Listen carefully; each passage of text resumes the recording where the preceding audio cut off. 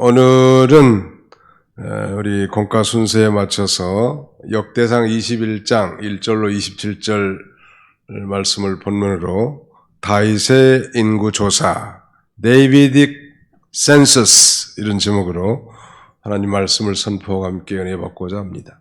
인구조사를 The survey of the population 이렇게 말하지 않고 Census 하면 인구조사 그런 말 있죠.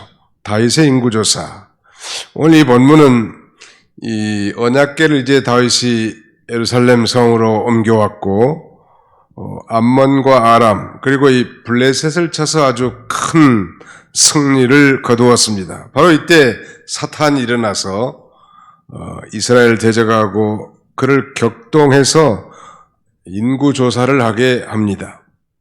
다시 말씀드리면 이 승리에 도취한 다윗이 사탄의 유혹에 넘어가서 지금 범죄하게 된 것인데요. 사탄은 그로 인해서 다윗으로 하여금 하나님을 멀리하고 즉 하나님의 일에 손해 주려고 하는 것이 사탄의 목적이지만 다윗은 그로 인한 엄청난 징계를 당한 후에 또 회개하고 새롭게 하나님과 더불어 회복하는 그 과정을 오늘 본문은 기술하고 있습니다. 다윗의 인구조사. 오늘 세 가지 관점에서 말씀을 선포하고자 합니다. 1절로 7절까지는 다윗이 사단에게 충동되어 인구조사를 하는 내용이 기록되어 있고요. 다윗이 사단에게 충동되어 인구조사를 하는 내용이 기록되어 있고 그 다음에는 그게 1절로 7절까지입니다. 두 번째는 8절로 13절인데 하나님의 이 다윗의 인구조사로 말미암은 하나님의 진노와 다윗에게 또 그 가운데서 베푸신 하나님의 긍휼하심이 나타나 있습니다. 마지막 세 번째는 14절로 27절까지 내용인데 이제 회개를 했지만 하나님의 공법, 공의에 따라 하나님의 재앙이 내려오고 거기에 대해서 다윗이 하나님 앞에 간절히 간구하는 내용과 함께 이제 여호와를 위하여 제단을 쌓는 내용이 오늘 본문에 기록되어 있습니다. 다윗의 인구조사 21장 1절을 한번 보실까요? 21장 1절 같이 한번 읽어보겠습니다. 가정에서도 시작. 사탄이 일어나 이스라엘을 대적하고 다윗을 충동하여 이스라엘을 계수하게 하니라. 오늘 본문은 이 사무엘하 24장과 동일한 평행 본문이지만 오늘 본문 1절에서는 하나님이 이 사단을 이용해서 시험한 것을 말씀하고 있습니다. 욥에게 사단이 그러니까 욥이 사단에게 시험을 받도록 하나님께서 허락하셨다고 했는데 여기 사단이 일어나서 이스라엘 대적하고 다윗을 충동해서 이스라엘을 계수하게 했단 말. 근데 오늘 본문의 평행구절인 사무엘하 24장 1절에는 이렇게 기록하고 있습니다. 사무엘하 24장 1절에 보시면 여호와께서 다시 이스라엘 향하여 진노하사 그들을 치시려고 다윗을 격동시키사 가서 이스라엘과 유다의 인구를 조사하라 하신지라. 이 다윗을 격동시켰다고 했고 오늘 본문에는 다윗을 충동했다. 사탄이 일어나서 사탄이라는 목적을 거기 두 가지 찾으라면 첫째는 이스라엘을 대적하는 것이고 두 번째는 성도를 충동시키는 일이. 사탄의 근본적인 목적은 그러니까 성도로 하여금 하나님을 멀리 떠나게 하고 하나님 나라에 손해를 주게 하고 이스라엘을 대적하는 그런 일이 사단이 하는 일이란 말. 이 다윗이 사단에게 격동되어 충동돼서 인구를 조사하겠다고 했는데 거기에 대해서 하나님께서 다윗에게 진노하셨습니다. 왜냐하면 다윗이 많은 대적을 물리치고 이제 나라가 평안하고 그 다음에 국력이 신장될 때 안일에 빠지고 교만해서 자기의 세력과 번영을 나타내 보이려고 했기 때문에 하나님께서 다윗에게 진노하신 것입니다. 하나님의 은혜로 된 것을 망각하고 자기가 잘해서 된 줄 알고 그것을 나타내려고 할 때 마귀가 그 사람 속에 들어가서 그 사람을 이용하는 것입니다. 이거 보면 우리 성도들이 항상 깨어 있어야 된다는 것. 또 마귀는 우리를 가만두지 않습니다. 교회를 가만두지 않아요.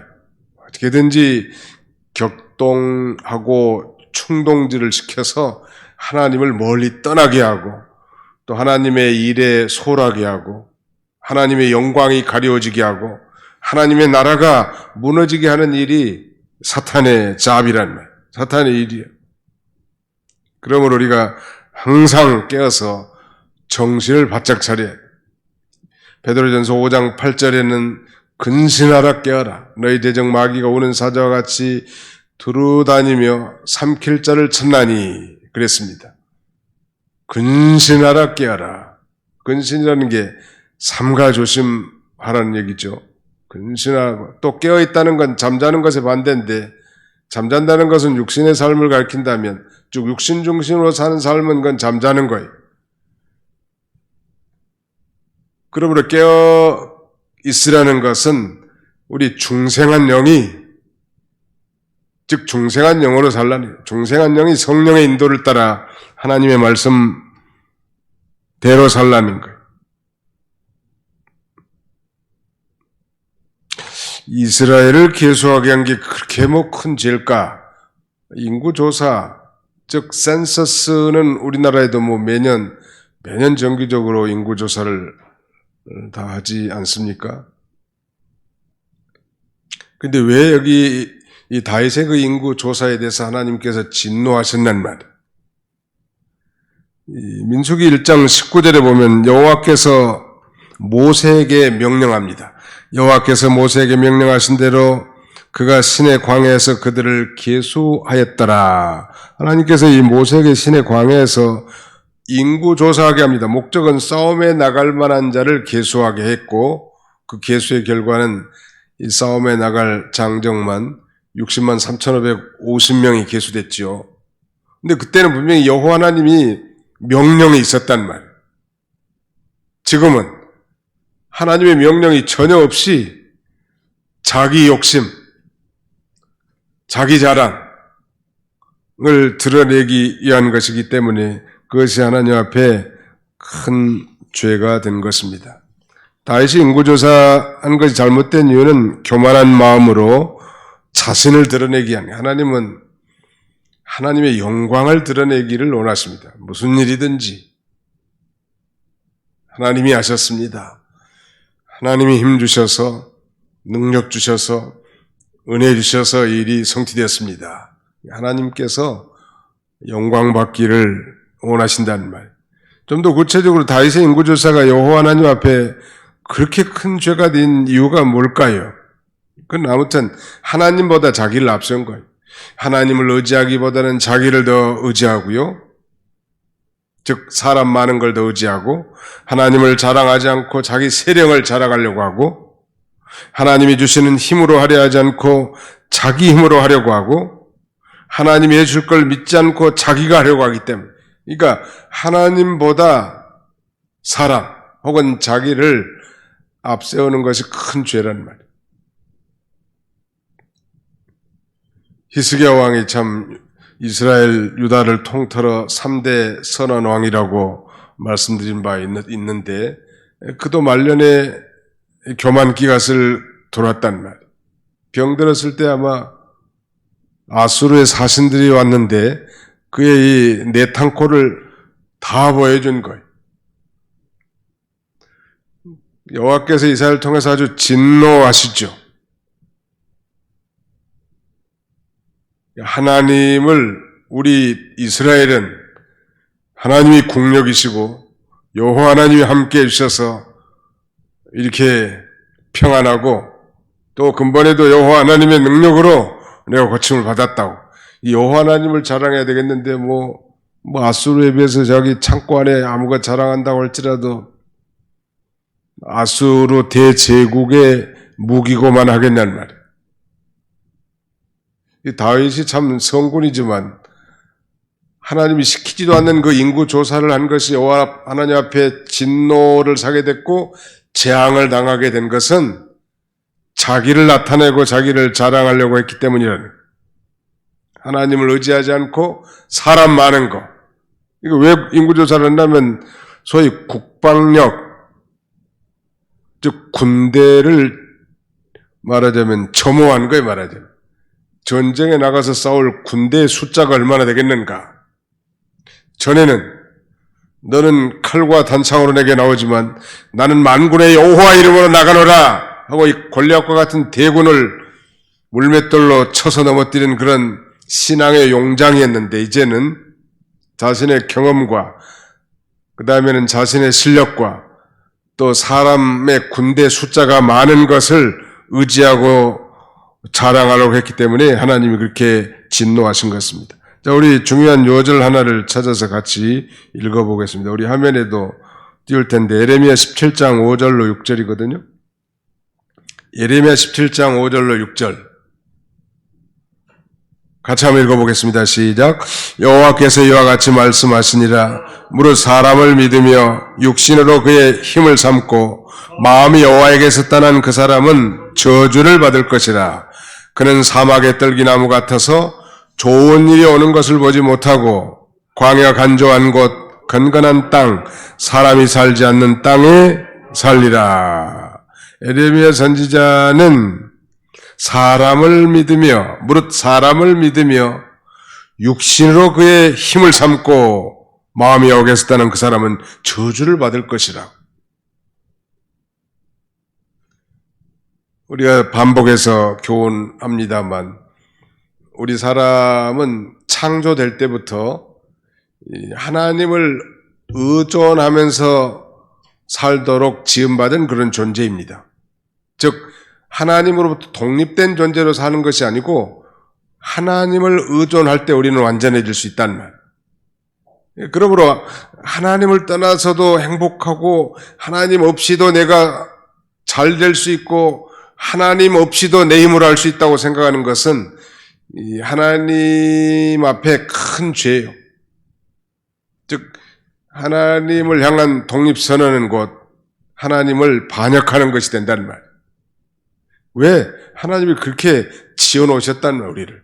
늘 하나님을 의지하고 자신의 부족함과 허물을 고백하고 주의 권능이 아니면 아무것도 할 수 없는 연약한 자인 줄 솔직하게 하나님 앞에 인정하는 행위, 그걸 하나님이 기뻐하세요.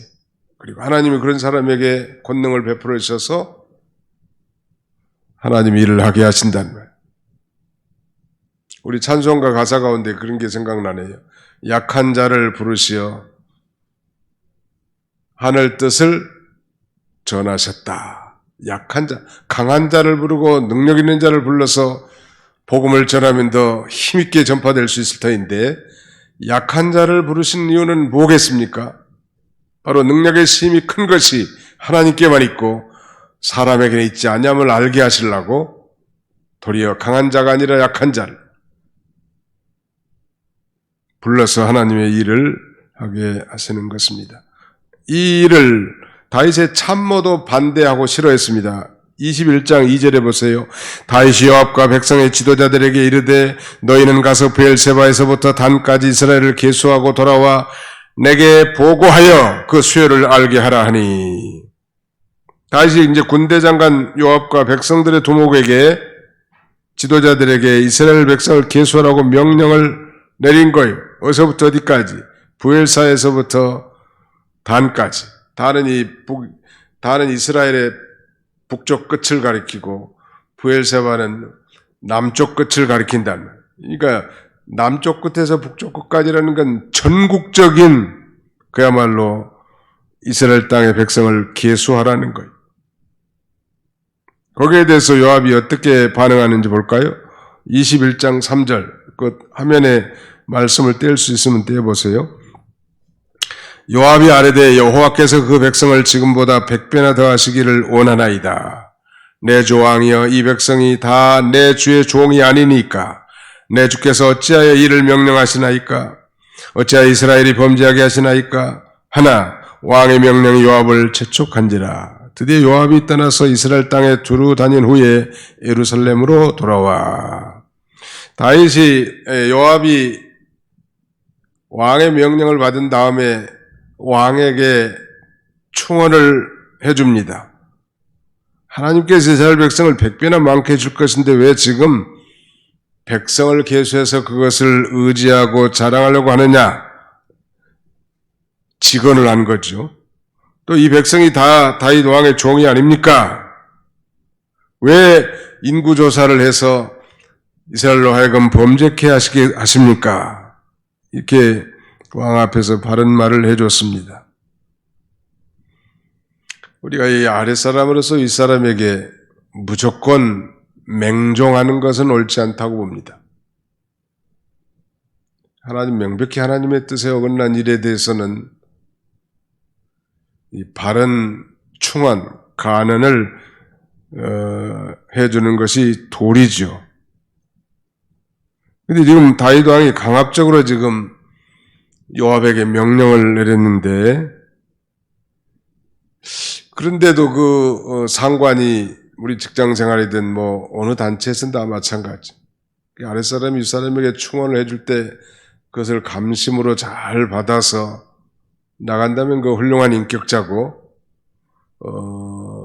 그런 조직들은 더 건전할 수 있을 거예요. 근데 아무리 뭐 충언을 해주고 간언을 해줘도 듣지 않으면 어떨까? 끝까지. 그럴 경우는 어쩔 수 없는 거 아니고, 뭐 죽일 수도 없고, 뭐 또 질서를 위반해서 교란시킬 수도 없고, 소위 항명할 수가 없단 말. 그때는 가만 내버려 두는 거예요. 왕이 시킨 대로 하는 거예요. 잘못됐다 할지라도.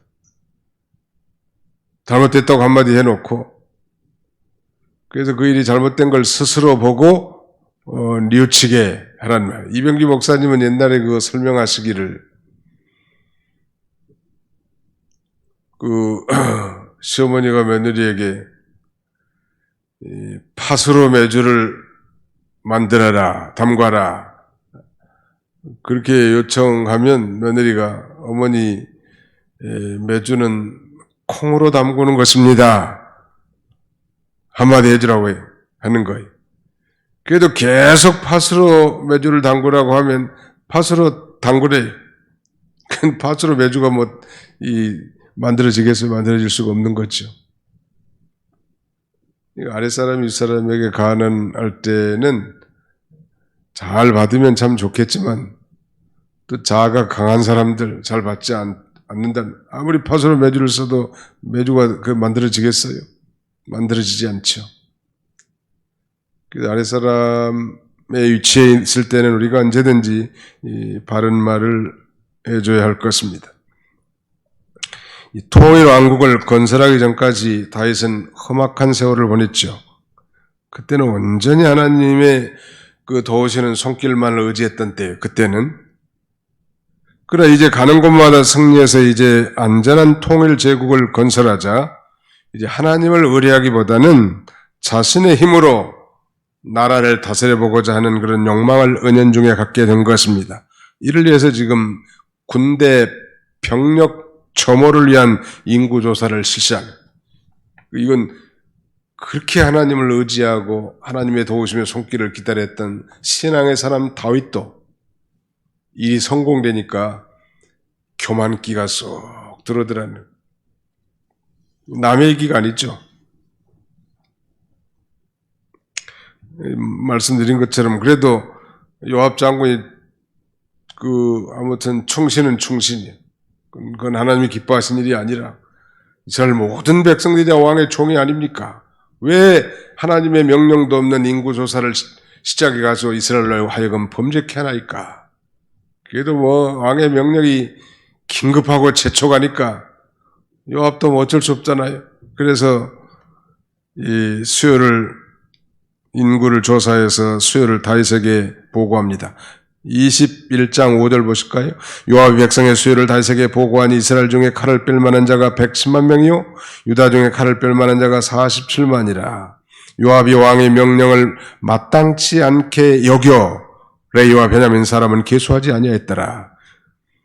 왕의 명령, 상관의 명령을 철저하게 순종해야 되겠는데 그 하나님의 뜻과 일치하지 않는다는 말.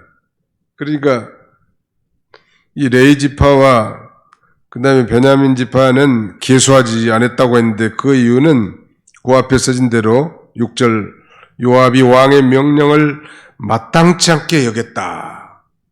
마땅치 않게 옛날 번역은 밉게 여겼다고 그렇게 되어 있습니다. 정말로 이 아랫사람들도 상관이 하나님의 뜻대로 바로하고 옳게 행하면 다 기쁨으로 몸을 아끼지 않고 충성하고 따라가지만 분명히 이건 하나님의 뜻이 아닌 걸 시킨단 말이에요. 시키니까 뭐 하기는 하지만 건덕굴로 하네, 건덕굴. 건덕굴이란 말은 대충 한단 말이에요. 이제 다윗이 사탄의 격동을 받아서 인구조사를 한 거, 벌써 아랫사람에게 반응도 나타나잖아요. 교회 안에서도 명명백백한 하나님의 뜻이면 온 교인들이 다 한 마음을 품고 즐거움으로 참여하게 됩니다. 교회가 부흥하는 원리예요. 그래 하나님의 뜻이 아닌 그런 인본주의를 강요하거나 다윗과 같은 그런 심정으로 목회를 하면 교인들은 뭐 겉으로는 노골적인 반대는 안 하지만 마음문을 열지 않습니다.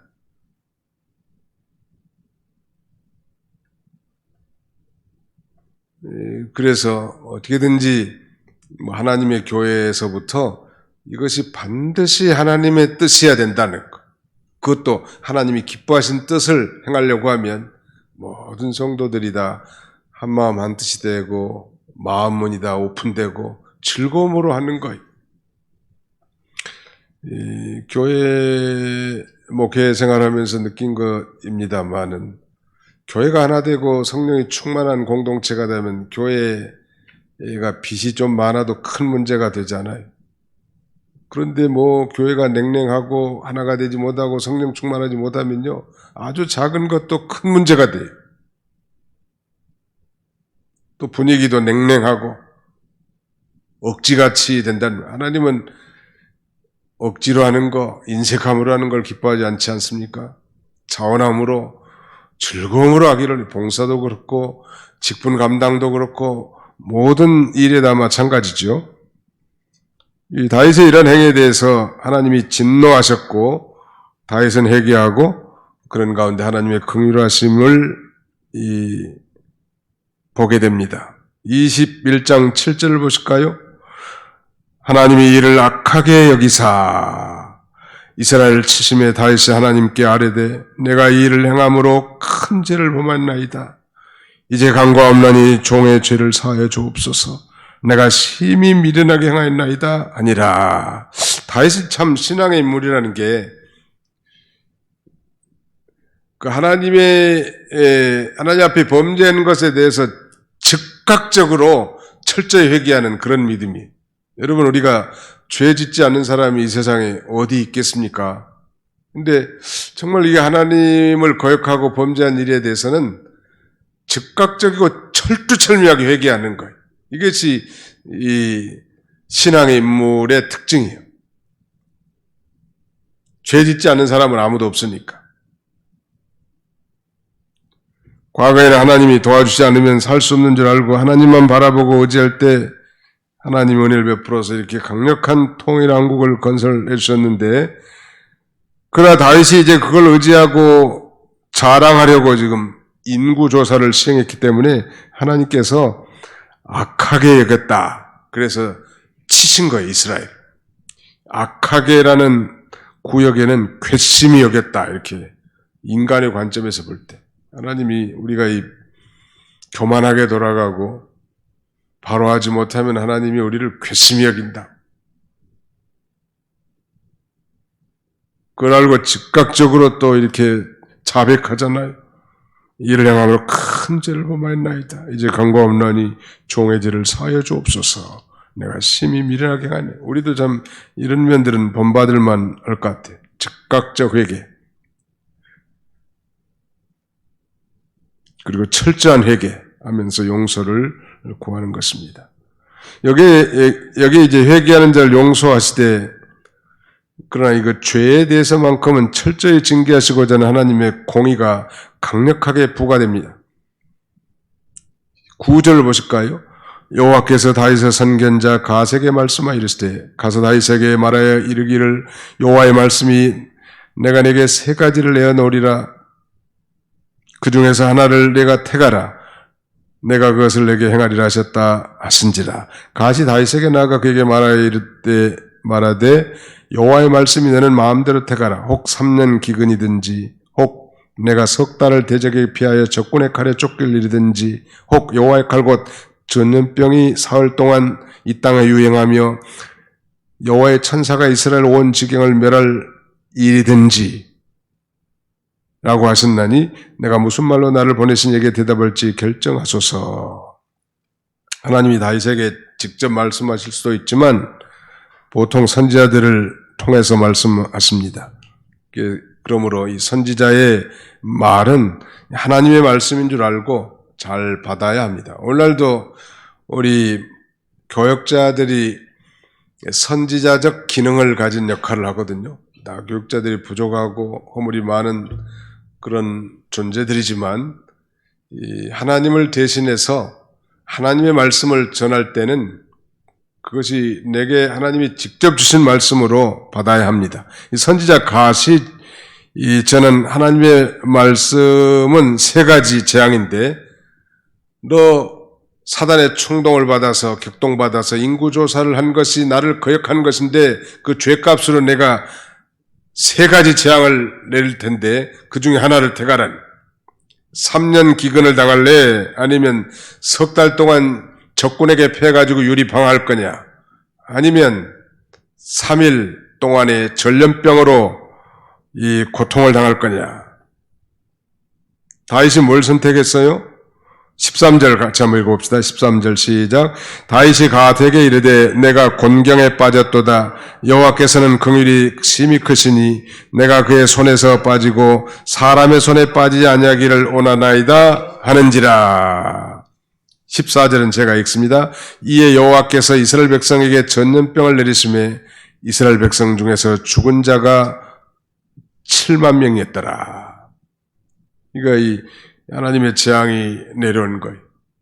비록 다윗이 철저하게 회개했고 하나님은 용서해 줬지만 그 죄값에 대한 하나님의 공의로운 심판이 내려오게 된 것인데, 그 세 가지, 3년 기근, 또 석 달 전쟁에 패해서 유리 방어하는 것, 혹은 3일 동안의 전염병의 창궐함으로 고통당하는 것, 그 중에 세 번째를 다윗이 선택했는데 놀랍게도 이 3일 전염병으로 말미암아 이스라엘 백성 중에서 죽은 자가 무려 7만 명이라고 기록되어 있습니다.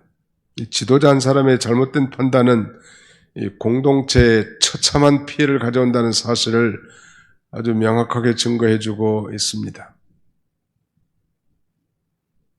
이 국내에 지금 코로나 확진자가 약 300만 정도, 아마 그 이상이 지금 넘어가는, 우리나라 인구의 약 좀 절반 가까이 돼가는 거예요. 죽은 사람만, 확진된 사람만. 코로나 확진자가 2,300만 남짓되고 죽은 사람은 80만 명이 넘어가는 거죠. 우리 도봉구 인구가 한 5만 될는지 모르겠는데 도봉구 인구의 2배 이상이 다 몰살당한 거예요. 이 코로나19로 인해서. 우리나라는 뭐 이제 오늘 통계 보니까 326명이 죽은 걸로 돼 있습니다. 아무튼 뭐 우리 집사님이 기도도 하셨지만 이 코로나19 전염병의 장기적인 창궐함, 뭐 그다음에는 뭐 아주 뭐 역사상 유례없는 긴 장마로 인한 폭우, 폭염, 태풍, 정신을 못 차릴 정도로 세상 사람들은 단순한 그런 자연재해로 아마 치부할 수 있겠습니다만은 이게 하나님이 하신 일이에요. 미국에서 어떤 그 계약서를 내가 봤는데 그 계약서 조항에 불가항력이란 말이 있거든요. 그러니까 이런 뭐 전쟁이라든지 그 다음에 뭐 천재지변 이런 걸 갖다가 영어로는 God's act, 하나님의 행위 이렇게 번역을 해놨더라고. 안 믿는 사람들은 뭐 자연재해다, 인류가 지구를 함부로 써서 그렇게 얘기할 수 있겠지만, 그러나 우리 그리스도인들은 이 하나님을 반역하고 거역한 인류를 향한 하나님의 징계요, 재앙이란, 믿지 않는 사람은 바로 지옥행 아니요, 죽으면? 그러나 우리 믿는 사람들은 죽어도 천국에 가지만 또 우리 살아있는 사람들은 이 많은 고난을 통해서 이 고난 징계를 받고 더 성숙하고 온전한 하나님의 언약 백성으로 살아가기 위한 하나님의 섭리인 것입니다. 그럼 우리는 깊이 회개하고 다시 하나님을 간절히 찾고 하나님과의 바른 관계를 세워나가야 할 것입니다. 성도가 하나님 외에 다른 걸 의지하는 게 우리가 우상이라고 늘 배워졌잖아요. 이게 지금 다윗은 하나님이 왜 그렇게 미워했는가 하면 인구조사하는 것 가지고 그렇게까지 할 수 있습니까 하나님? 이렇게 말씀할 수 있지만 하나님 편에서는 다윗이 지금 하나님 대신에 병력의 숫자를 더 의존하는 거예요 지금. 그러니까 병력의 숫자가 하나님이 돼버린 거죠 다윗에게. 적어도 이 순간은. 이건 오늘 우리에게도 적용해 보면 우리가 하나님 섬긴다고 하나님 의지합니다, 주님 사랑합니다, 눈물 흘리면서 그렇게 나간다 할지라도 내 마음속에 정말 하나님보다 더 의지하는 그런 존재가 있다면 그게 바로 우상이고, 우상과 하나님을 겸하여 섬길 수 없고 우상을 섬기는 자를 하나님이 질투하신다고 했기 때문에 우리도 그걸 바로 분별하고 하나님만 의지하라는 거예요.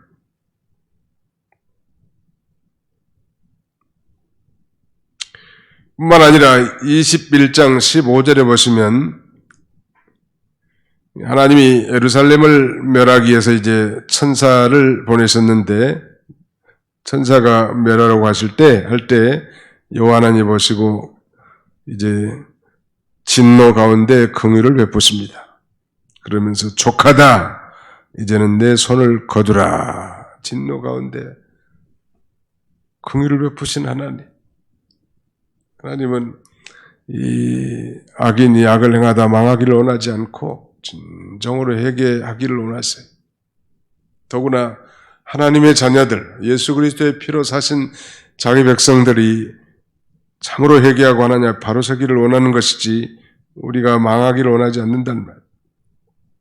놀라운 이제 역전 드라마가 생기는데 그 21장 15절 하반절에 보시면 그때 여호와의 천사가 여부수 사람 오르논의 타작마당 곁에 선지라. 다윗이 눈을 들어보며 여호와의 천사가 천지 사이에 섰고 칼을 빼어 손에 들고 예루살렘 하늘을 향하여 편지라. 다윗이 장로들로 더불어 굵은 배를 입고 얼굴을 땅에 대고 엎드려 하나님께 아뢰되 명령하여 백성을 계수하게 한 자가 내가 아니니까 범죄하고 악을 행하는 자는 곧 나니이다. 이 양 때는 무엇을 행하였나이까? 청하건대 나의 하나님 여호와여, 주의 손으로 나와 내 아버지의 집을 치시고 주의 백성에게 재앙을 내리지 마옵소서 한지라. 이 오르나의 타작마당은 과거에 예루살렘 모리아 산에 있는데 우리가 잘 아는 대로 그곳에서 믿음의 조상 아브라함이 이삭을 번제로 바쳤던 곳이고 지금 여부수 족속 가운데 오르나란 사람이 거기다 타작마당을 만들어 놓고 사용한 것인데 그 여호와의 천사가 거기에 선 거예요. 그러면서 거기서 하나님께서는 이제 다윗에게 제단을 거기서 쌓으라고, 오르난의 타작마당에서. 놀라운 아이러니는 그 제사를 하나님이 받으시고 불로응답해 주셨고, 그 오르난의 타작마당이 이제 장차 솔로몬이 성전을 짓는 장소가 됩니다. 자, 우리 성경을 한 번 더 읽어봅시다. 역대하 3장 1절인데요. 역대하 3장 1절. 찾아서 한번 같이 읽어봅시다. 역대하 3장 1절. 시작. 솔로몬이 예루살렘 모리아 산에 여호와의 선 건축하기를 시작하니 그곳은 전에 여호와께서 그의 아버지 다윗에게 나타나신 곳이요 여부스 사람 오르난의 타작마당에 다윗이 정한 곳이라. 놀라운 아이러니죠.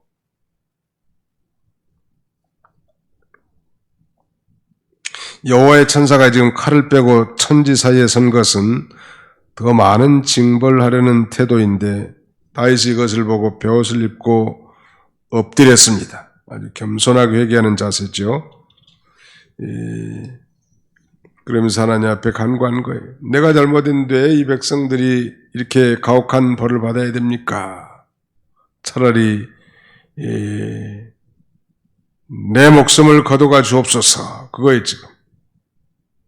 자신의 죄를 회개할 뿐만 아니라 백성의 아픔을 자신의 아픔으로 여기는 참된 지도자의 모습을 여기서 읽을 수 있습니다. 18절 보실까요? 여호와의 천사가 가세에게 명령하여 다윗에게 이르시기를 다윗은 올라가서 여부 사람 오르난의 타작마당에서 여호와를 위하여 제단을 쌓으라 하신지라. 이에 가시 여호와 이름으로 이른 말씀대로 다윗이 올라가니라. 여호와의 사자가 가세에게 그렇게 명령하면서 다윗은 올라가서 여부스 사람, 가나안 7족속 중에 하나니 여부스, 이방인, 오르난의 타작마당에서 여호와를 위해서 제단을 쌓으라고. 거기서 이제 번제 화목제를 드렸고 하나님께서 불로 놀랍게 응답하십니다. 다시 회복시켜주는 그런 과정이 제사를 통하여.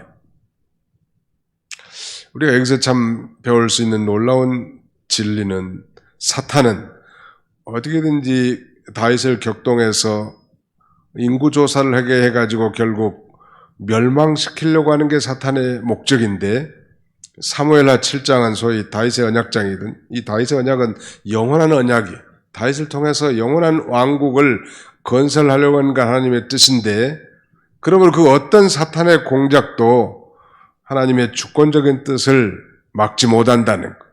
물론 다윗 왕국이 이제 역사적인 다윗 왕국은 주전 586년 스드기야 왕 때 다 패망해버렸지만 이 다윗의 후손으로 오실 메시아, 즉 예수 그리스도를 통해서 이루어질 영원한 왕국을 이어나갈 중요한 이 교훈을 우리에게 주신 것입니다. 오늘날도 사탄은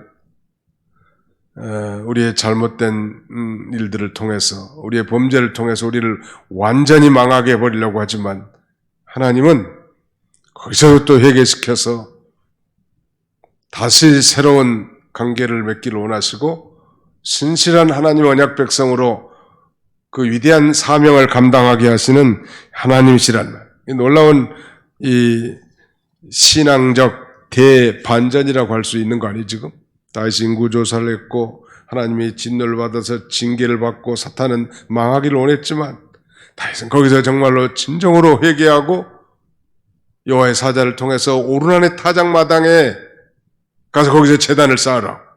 그리고 그 제사를 통해서 하나님이 받으시고 하나님과 관계가 새로워졌고 언약 백성으로서 놀라운 일은 이제 이 역대상 22장 이후부터는 이제 다윗이 성전 건립을 위한 준비에 박차를 가합니다. 그 바로 성전 터가 오르난의 타작마당이 된 거예요.